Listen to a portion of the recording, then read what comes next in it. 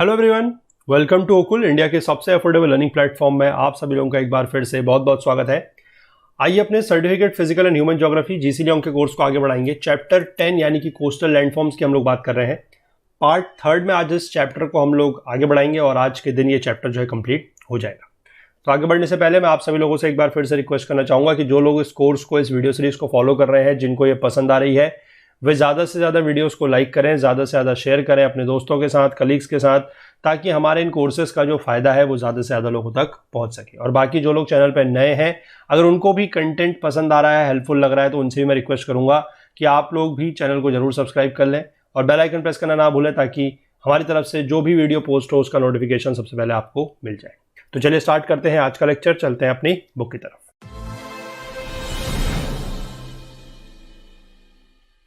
देखिए, इस चैप्टर में अभी तक हम लोग ये जान चुके हैं कि कोस्टल लैंडफॉर्म्स किस किस प्रकार के होते हैं, क्या क्या वहाँ पर इरोजन के मैकेनिज्म्स हैं, उसके बारे में भी हम लोगों ने जाना।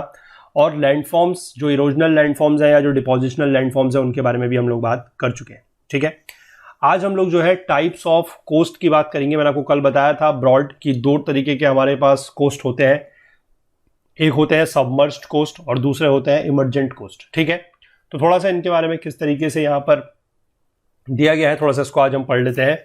Despite a great variety of coastal features, coast lines में be divided into two basic types. पहला है कोस्ट लाइन ऑफ सबमर्जेंस। ठीक है, सबमर्जेंस इस वर्ड से ही आप समझ सकते हैं सबमर्ज होना, यानी कि पानी के अंदर डूबना। ठीक, अब पानी के अंदर डूबने के दो तरीके हैं। पहला क्या हो सकता है, या तो जो लैंड है वो क्या कर गई हो, सिंक कर गई हो। ठीक है, और या फिर जो सी का लेवल है, जो समुद्र का लेवल है, वो क्या कर गया हो, राइज कर गया हो। दोनों ही कंडीशन में क्या होगा कि जो कोस्ट लाइन है वो कैसी हो जाएगी, सबमर्ज्ड। ठीक है, including such coast as ria coast, fjord coast, estuarine coast and Dalmatian और लॉन्जिट्यूडनल कोस्ट। ठीक है, ये इसके कुछ एग्जांपल्स हैं, कुछ टाइप्स हैं, एक एक करके इनके बारे में भी डिस्कस करेंगे हम लोग आगे चल के। अभी यहां पर देखिए, अगला है कोस्ट लाइन ऑफ इमर्जेंस। अब इमर्जेंस होने का मतलब क्या है, या इमर्ज होने का मतलब क्या है कि कोस्ट लाइन पानी से बाहर है। ठीक है, यानी कि आप एक तरीके से कह सकते हैं कि जो कोस्ट लाइन पहले पानी के अंदर थी अब वो पानी के बाहर हो गई है। तो ये दो तरीके से हो सकता है। कैसे, या तो जो लैंड है वो ऊपर उठ गई हो, ठीक, अपलिफ्ट ऑफ द लैंड, और या फिर जो सी लेवल है वो क्या हो गया हो, फॉल हो गया हो। ठीक, तो दोनों में जस्ट कंडीशन अपोजिट है। सबमर्जेंस में क्या हो रहा है कि लैंड जो है वो या तो नीचे बैठ रही है, सिंक कर रही है, या फिर पानी का जो लेवल है, जो सी लेवल है, वो राइज कर रहा है। ठीक, इमर्जेंट कोस्ट में क्या हो रहा है कि या तो सी लेवल जो है वो नीचे बैठ रहा है और लैंड जो है वो ऊपर उठ रही है। ठीक, they are less common and are represented by the uplifted lowland coast and the emergent upland coast. ठीक, इसके ये दो टाइप हैं। तो पहले हम लोग जो यहां पर चार तरीके के हमें सबमर्जेंट कोस्ट पढ़ने हैं उनके बारे में बात कर लेते हैं। रिया coast, fjord coast, estuarine coast और डाल्मेशियन कोस्ट। ठीक है, इनमें से हम देखते हैं कि सबसे ज्यादा जो इंपॉर्टेंट कोस्ट है, पोर्ट्स वगैरह किस कोस्ट में ज्यादा होते हैं, ये हम यहां पर समझेंगे। तो सबसे पहले हम बात करते हैं रिया कोस्ट को लेकर। रिया कोस्ट क्या है, देखिए, during the ice age a great deal of water was locked up in the ice. ये सही बात है कि जब आइस एज था, ठीक है, उस समय क्या था कि बहुत ज्यादा जो पानी था वो आइसेस में लॉक था, आइस में, यानी कि बर्फ के फॉर्म में पानी था। The warmer climate that followed melted much of the ice. अब जब उसके बाद टेम्परेचर बढ़ा, ठीक है, जब गर्मी आई, जब वार्मर क्लाइमेट हुआ, तो बहुत सारी जो आइस थी वो क्या हुई, वो पिघल गई। और आइस पिघलने की वजह से क्या हुआ कि subsequently there was an increase in the waters of the oceans and the sea level rose appreciably. ठीक है, क्या हुआ कि जब बर्फ पिघली, अब बर्फ पिघलेगी तो क्या होगा, नदियों में पानी बढ़ेगा, क्योंकि हिमालय तरफ है, या आप कहेंगे कि जो हाई माउंटेन्स है जहां पर बर्फ थी, वहां पर क्या होगा कि वहां से अगर बर्फ पिघलेगी, या और भी कहीं पर भी जहां पर भी बर्फ पिघलेगी, वो इमर्ज होके, वो बहते हुए, पानी बहते हुए कहाँ आएगा, नदियों में आएगा, नदियों से फिर वो समुद्र में आएगा। तो समुद्र में जब पानी आया, इस तरीके का बहुत सारा पानी जब आया, तो क्या हुआ कि वहां का जो लेवल था वो बढ़ गया। कुछ केसेस में ये भी माना जाता है कि जो लेवल है वो 300 फीट तक बढ़ गया। 300 फीट का मतलब आप समझ सकते हैं अप्रोक्सीमेटली 100 मीटर्स के आसपास। ठीक है, तो इससे क्या हुआ कि in upland coastal regions where the mountains run at right angles to the sea, that is transverse और डिस्कॉर्डेंट टू द कोस्ट। ठीक है, जहां पर माउंटेन्स जो है वो right angles to the sea होते हैं। Right angles to the sea का मतलब क्या है, देखिए यहां पर दिखाया है क्या, right angles to the sea का मतलब है कि जो समुद्र का कोस्ट है, ठीक है, उसके जैसे ये है, जैसे यहां पर आपको दिखाया कि ये पानी दिख रहा है आपको, ठीक है, ये पानी है और कोस्ट इसके ऐसे करके अंदर की तरफ को ये है, जो माउंटेन है वो ऐसे है, ठीक है, आप समझ पाए इसको। जैसे यहां पर भी आप देख सकते हैं कि ये पानी है, यहां पर आप देख सकते हैं कि ये वाला जो रीजन है ये अंदर की तरफ ये ऐसे करके पैरेलल है, मतलब इसके परपेंडिकुलर डायरेक्शन में आप कह सकते हैं कि कोर्स है, ये जो चीज आपको दिख रही है ना, तो यही चीज को बोला जाता है that is your ria coast, ठीक है। अब इसमें क्या है कि यार rise in the sea level submerges और drowns the lower parts of the valleys to form long narrow branching inlets separated by narrow headlands, ठीक है। अब देखिए इसमें जो ये वाला पोर्शन है ये लैंड का पोर्शन है, ठीक है, ये लैंड का पोर्शन है, ये रिज है, और ये वाला जो पोर्शन है ये क्या है, ये जो आपको यहां पर लाइंस दिख रही है ये पहले रिवर वैलीज हुआ करती थी। रिवर वैलीज मतलब जो नदियां हैं उनकी घाटियां हुआ करती थी, और अब क्या हुआ है कि यहां पर पानी बढ़ गया। ध्यान रखिएगा हम लोग सबमर्ज कोस्ट की बात कर रहे हैं। अब पानी बढ़ गया है, तो पानी बढ़ने से क्या हुआ कि जो फॉर्मर रिवर वैलीज हुआ करती थी ये ड्राउन हो गई, ये डूब चुकी है। तो यहां पर भी अब पूरा का पूरा पानी हो चुका है, ठीक है। और इस तरीके से इसमें क्या होगा कि जो इनलेट है, इनलेट का मतलब मैंने आपको कल भी बताया था, ठीक है, कि इनलेट क्या होता है, जैसे हमने केप्स बेस की बात की थी कि जहां पर सॉफ्टर रॉक होगा, ठीक है, जो हमने पहले बात की थी इरोजनल लैंडफॉर्म्स के केस में, कि जहां पर सॉफ्टर रॉक होगा वहां पर क्या होगा कि ज्यादा इरोजन होगा, और वहां पर क्या बन जाएगा, इनलेट बन जाएगा। और उसका जो बीच का पोर्शन है जहां पर हार्ड रॉक होगा वहां पर क्या बन जाएगा, वहां पर हेडलैंड होगा, ठीक है। तो सिमिलरली अगर हम बात करें तो ये वाला रीजन जो हमारा है दिस बिकम्स अवर हेडलैंड, ठीक है, ये हेडलैंड हो जाएगा। और जो ये वाला रीजन है यहां पर दिस बिकम्स योर इनलेट, ठीक, ये इनलेट बन जाएगा। तो यही चीज यहां पर लिखी गई है कि इसमें क्या बन रहा है, लॉन्ग नैरो ब्रांचिंग इनलेट्स। आप देख सकते हैं किस तरीके से यहां पर जो इनलेट बन रहे हैं ये ब्रांच है, ये देखिए इसकी ब्रांचेस इस तरीके से आपको दिख रही हैं, ठीक है।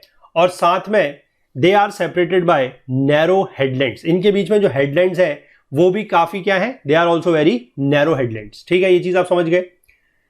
दे differ from fjords in two important respects, ये जो अभी फ्योर्ड्स हम आगे जाके पढ़ेंगे उनसे ये दो तरीके से अलग होते हैं जो रिया कोस्ट होते हैं वो, ठीक है। पहला क्या है कि एक तो ये ग्लेशिएटेड नहीं है, हम लोग आगे जाके अभी पढ़ेंगे, अभी बात करेंगे कि जो हमारे फ्योर्ड्स होते हैं, ठीक है, फ्योर्ड्स की स्पेलिंग ये भी होती है और कहीं कहीं पर आप इसकी स्पेलिंग ये भी लिखी देखेंगे FJ, ठीक है, तो that is also फ्योर्ड्स only.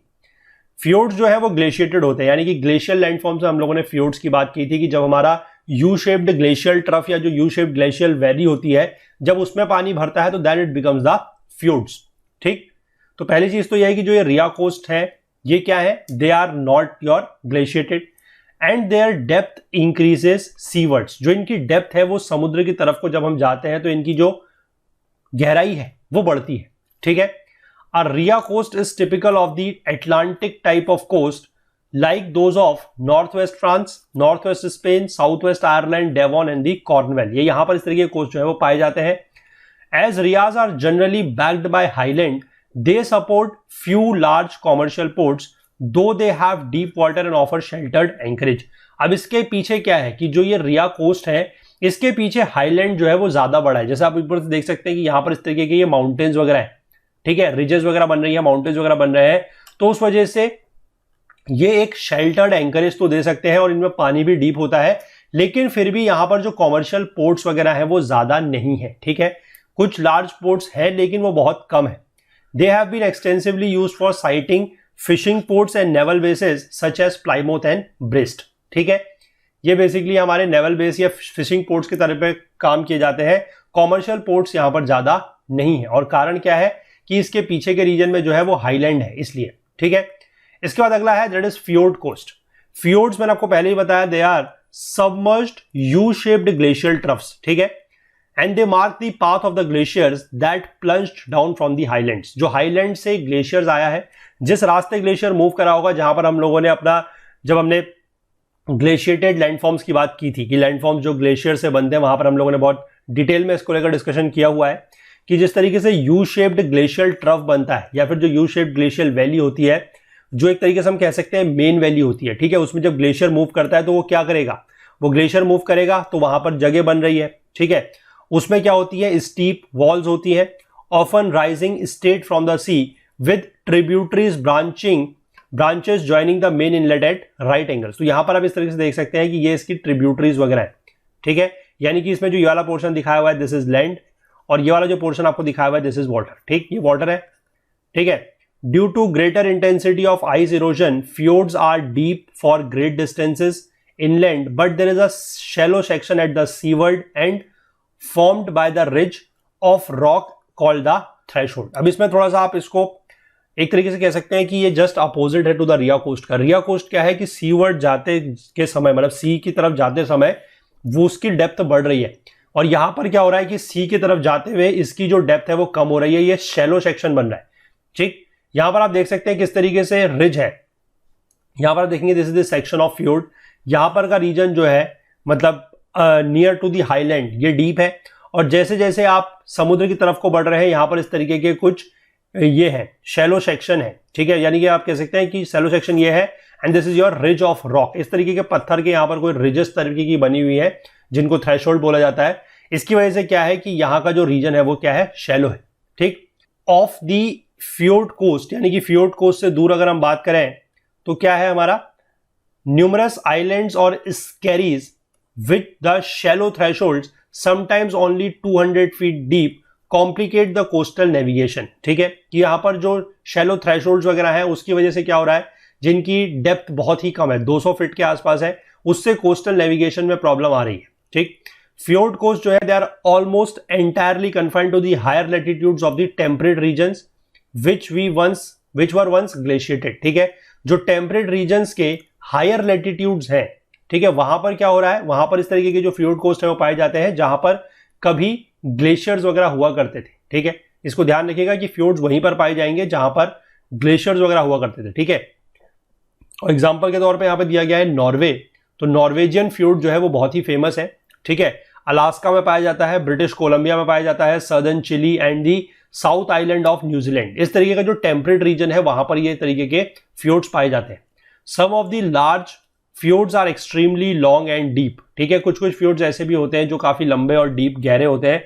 Example के तौर पे दिया गया है यहाँ पर, The Sognefjord of Norway is 110 miles long, 4 miles wide and almost 4000 feet deep at its mid channel। देखिए कितना बड़ा है।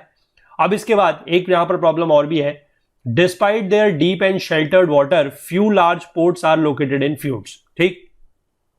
अब इसमें भी अब आप समझ सकते हैं कि अगर ये डीप भी है, ठीक है, और इसमें अगर शेल्टर्ड वाटर भी है जहां पर मतलब आसानी से हार्बर वगैरह बन सकता है, तो वहां पर तो फिर काफी ज्यादा इस तरीके के पोर्ट्स वगैरह होने चाहिए थे, लेकिन यहां पर भी जो पोर्ट्स हैं वो कैसे हैं, ओनली फ्यू पोर्ट्स हैं। क्यों?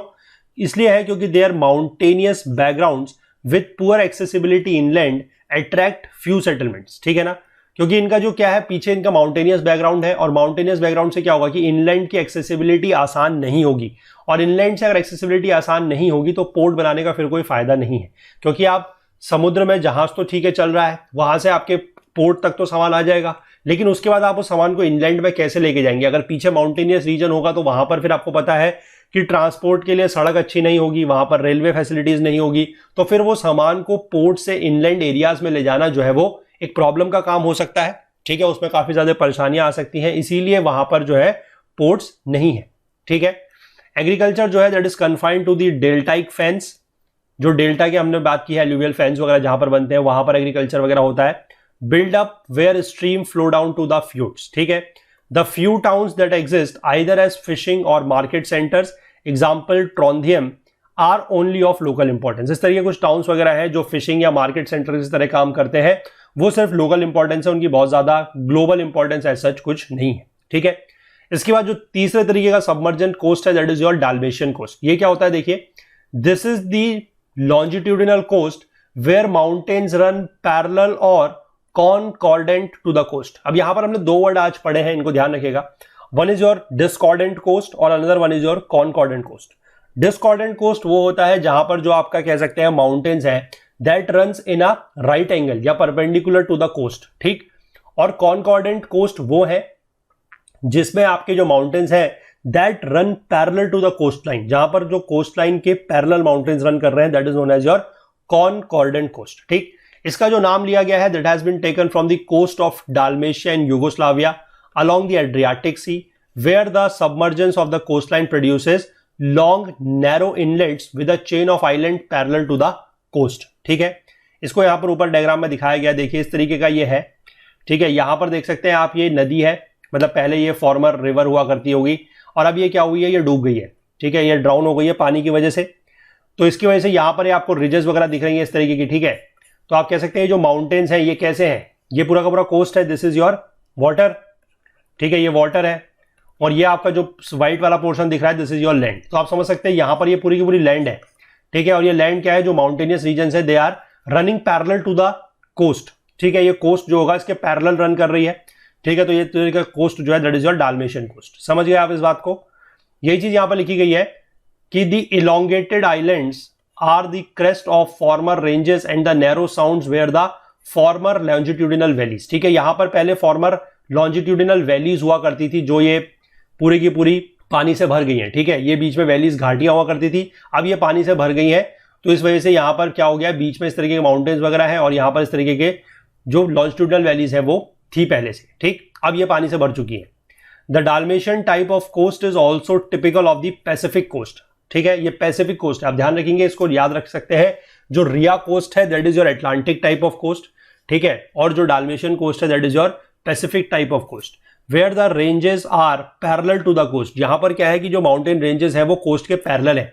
एग्जांपल के तौर पे दिया गया है western coast of North and South America, but there the coast line is more regular, ठीक है, कोस्ट लाइन थोड़ा सा रेगुलर है।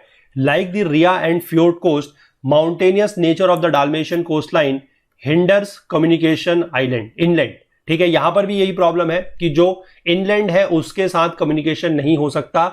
इसी वजह से यहां पर भी क्या है कि ये यहां पर भी डीप है, शेल्टर्ड हार्बर्स है, लेकिन डिस्टिंग्विश पोर्ट्स नहीं है, ठीक।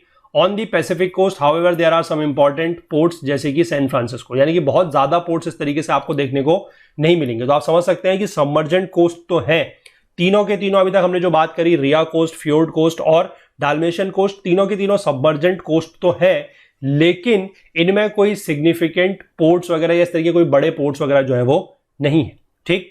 सबसे बढ़िया जो सबमर्जेंट कोस्ट है जिस पर आपको बहुत ज्यादा पोर्ट्स देखने को मिलेंगे दैट इज योर एश्योराइन कोस्ट, ठीक है। एश्वरी वगैरह क्या होती है ये हम लोगों ने बात की है कि जहां पर नदी वगैरह जो है वो समुद्र में जाके मिलती है, वहां पर इस तरीके की एश्वरीज वगैरह बनती है। वहां पर क्या होगा देखिए, in submerged lowlands the mouth of the rivers are drowned so that funnel shaped estuaries are formed, ठीक है। If their entrances are not silted by moving sand banks they make excellent site for the ports, that is the estuaries of the Thames, Elbe and the Plate are the sites of such great seaports as London, Hamburg and Buenos Aires, ठीक है।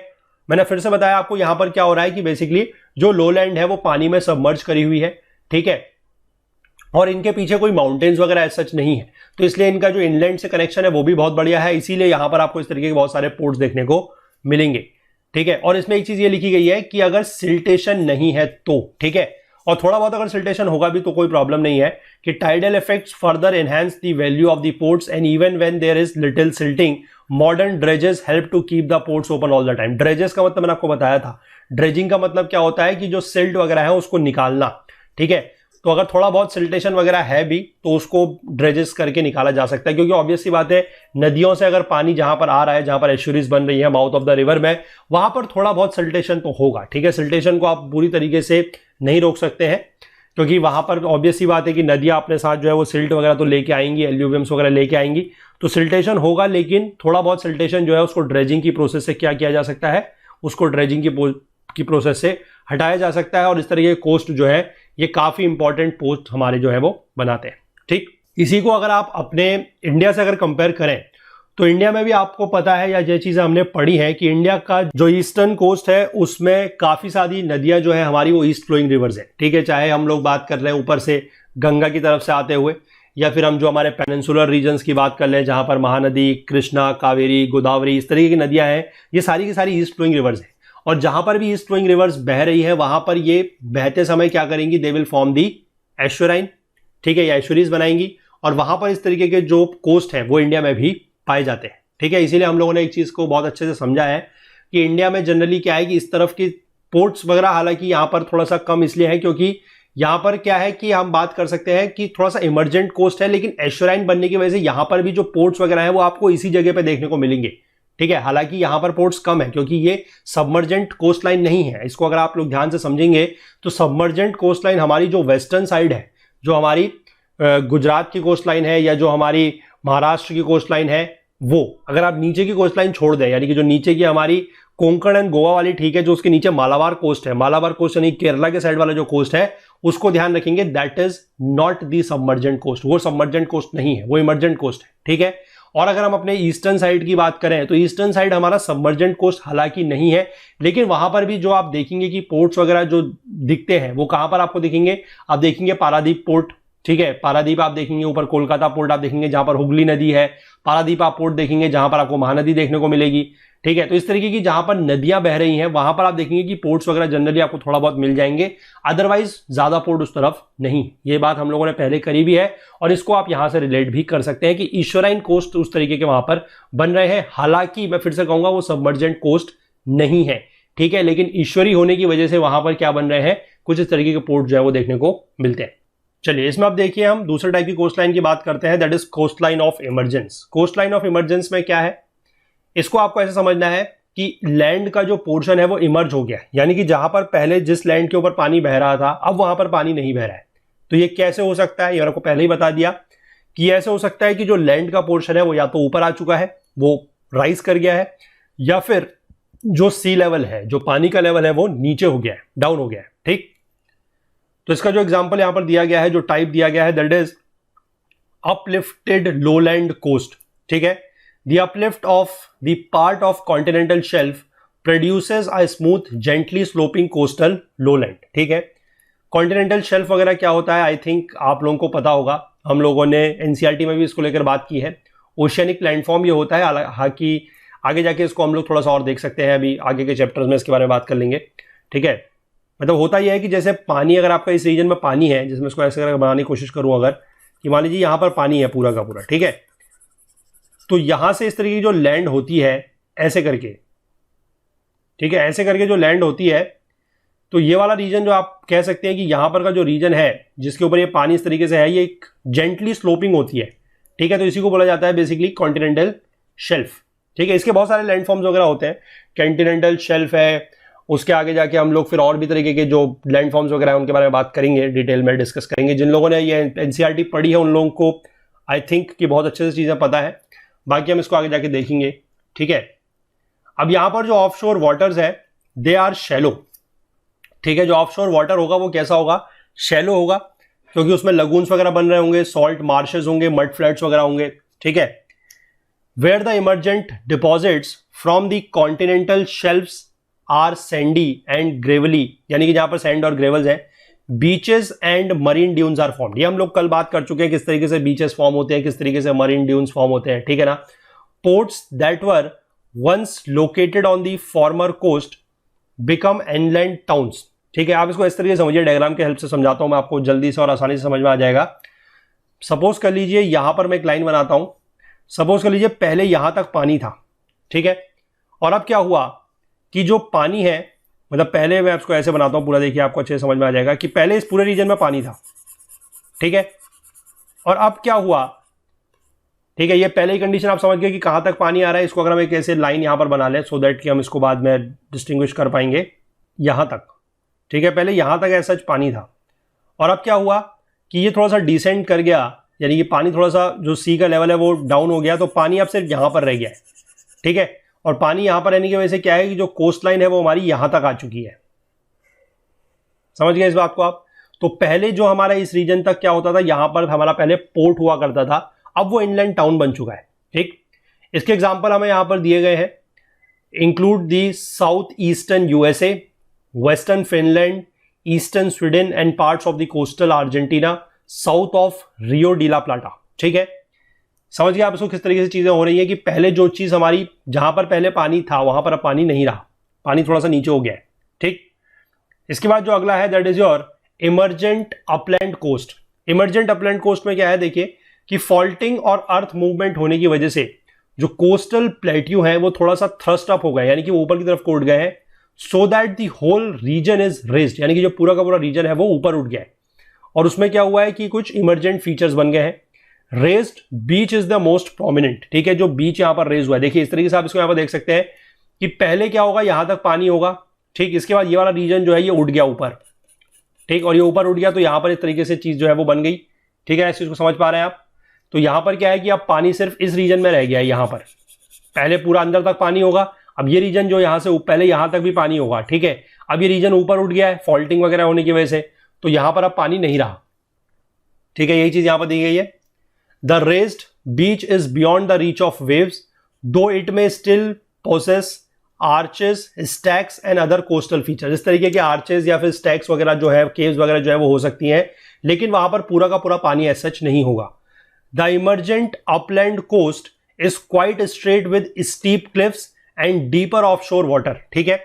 इसकी जो Cliff है, जो चट्टान है, वो देख सकते हैं आप यहां पर, ये वाली जो साइड होगी दिस इज क्लिफ, ये पूरी की पूरी जो क्लिफ है ये काफी ज्यादा स्टीप होगी, ठीक है, और इसमें जो ऑफशोर पानी है वो डीप होगा।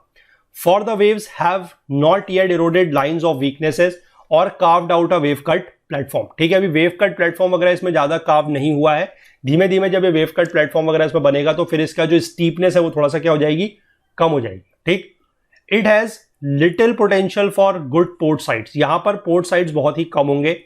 एग्जाम्पल्स दिए गए हैं अपलैंड कोस्ट के हैं, Scotland, western coast of the Deccan India में, ठीक है, and the western Arabian coast facing the Red Sea. अभी इसमें आपको एक चीज मैं थोड़ा सा यहां पर बताऊं या मैं इसको क्लियर करूं आपको कि जो हमारा वेस्टर्न कोस्ट है, वेस्टर्न कोस्ट मतलब कौन सा है, जो हमारा गुजरात साइड है, महाराष्ट्र साइड है, गोवा कोस्ट, कोंकण कोस्ट जिसको बोला जाता है, ठीक है, और नीचे जो हमारा साउथ में केरला की तरफ जो मालाबार कोस्ट है वो, उसमें से आप ध्यान रखेंगे कि जो इमर्जेंट कोस्ट है वो पूरा का पूरा नहीं है, ठीक। यहां पर इन्होंने पूरा डिटेल में ये चीज नहीं बताई है इसको, लेकिन आप लोग ध्यान रखिएगा कि सिर्फ और सिर्फ जो हमारा मालाबार कोस्ट है, ठीक है, मालाबार कोस्ट जो है, यानी कि कौन सा कोस्ट है, केरला के पास जो कोस्ट है, that is your emergent coast, ठीक है। बाकी यहां पर हमारा जो कोंकण कोस्ट है, ठीक है, या फिर जो हमारा ऊपर गुजरात में जो कोस्ट है वो सारा का सारा कैसा है, that is your submergent coast, इसको ध्यान रखेंगे आप, ठीक है। ये वाला कोस्ट इज इमर्जेंट कोस्ट, और इसके साथ साथ अगर मैं बात कर लूं जो हमारा ईस्टर्न कोस्ट है, पूरा का पूरा ईस्टर्न कोस्ट, वो भी हमारा इमर्जेंट कोस्ट है, ठीक है। इसीलिए मैंने आपको पहले भी ये चीज डिस्कस हम लोगों ने अपने ज्योग्राफी एनसीईआरटी के कोर्सेज में भी की है कि इसीलिए क्या है कि जो हमारा ईस्टर्न साइड है वहां पर पोर्ट्स कम है, और वहां पर भी आपको जो पोर्ट्स वगैरह देखने को मिलेंगे, मैंने आपको बताया जहां पर नदियां हैं, ठीक है, जहां पर रिवर्स एश्योरीज बना रही हैं वहीं पर आपको पोर्ट्स देखने को मिलेंगे, बाकी जगह पर आपको एज सच पोर्ट्स देखने को नहीं मिलेंगे, ठीक है। ये बात आप समझ गए पूरा अच्छे से। चलिए, तो ये चैप्टर जो है इसी के साथ कंप्लीट होता है। अब हमारा इस कोर्स में जो पार्ट 1 का कोर्स है, इसमें सिर्फ 2 चैप्टर बचे हुए हैं। एक है हमारा आइलैंड और कोरल रीफ्स को लेकर, जो अगला चैप्टर है चैप्टर 11th, और चैप्टर 12th हमारा जो है that is about the oceans, ठीक है। दोनों ही चैप्टर इंपॉर्टेंट है और मोस्ट प्रोबेबली हम इसको 5 या 6 लेक्चर मैक्सिमम लगेंगे, जिसमें हमारा ये जो कोर्स है पार्ट 1 का वो कंप्लीट हो जाएगा। और मैंने आपको पहले से ही ये चीज बताई है कि हम अभी हो सकता है कि पार्ट 2 जो है, ठीक है, जो चैप्टर 13 ऑनवर्ड्स है, उसको अभी तुरंत स्टार्ट नहीं करेंगे, because we are not getting a very overwhelming response from your side. जो लोग पढ़ रहे हैं अच्छी बात है, मतलब कोर्स ऐसा नहीं है कि मैं ये नहीं कह रहा कि कोर्स नहीं लाया जाएगा, लेकिन हो सकता है कि अगर कोई और इंपॉर्टेंट कोर्स आप लोगों को उससे पहले लग रहा हो, जिसकी आप लोगों को जरूरत ज्यादा महसूस हो रही हो, तो पहले हम लोग हो सकता है कि उस कोर्स को स्टार्ट करें। उसके बाद फिर थोड़े समय के बाद, 1-आध महीने के बाद या उससे पहले ही अगर हो सकता है कि आप लोगों की डिमांड बढ़े, तो फिर हम लोग इसका जो आगे का कोर्स है फ्रॉम 13 चैप्टर ऑनवर्ड्स उसको कंप्लीट कर लेंगे, ठीक है।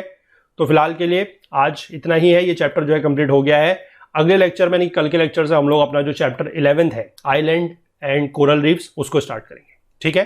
चलिए, तो कंटेंट रिलेटेड अगर आपको कोई भी डाउट होता है तो आप हमारा टेलीग्राम का जो ग्रुप है that is Okul GS UPSC discussion forum, इसको ज्वाइन करके पूछ सकते हैं।